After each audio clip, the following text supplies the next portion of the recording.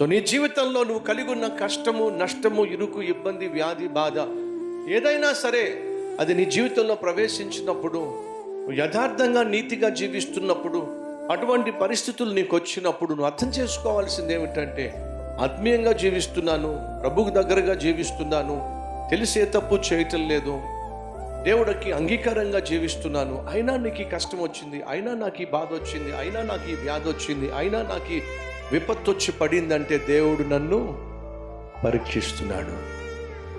10th క్లాస్లో పరీక్షలు పెడతారండి. ఎందుకు పెడతారు చెప్పండి? వాడిని ఫెయిల్ చేయడానికా, లేకపోతే పాస్ చేసి కాలేజీకి పంపించడానికా? చెప్పండి దేనికోసం? ఎంసెట్ ఎగ్జామ్స్ ఉంటాయండి. ఆ ఎగ్జామ్స్లో పాస్ అయితే ఏమవుతాడు?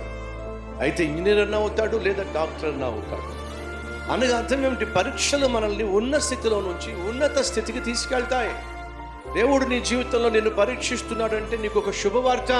నువ్వు ఉన్న స్థితిలో నుండి ఉన్నత స్థితికి తీసుకుని వెళ్ళడానికే దేవుడు నీ జీవితంలో పరీక్షలను అనుమతిస్తున్నాడు.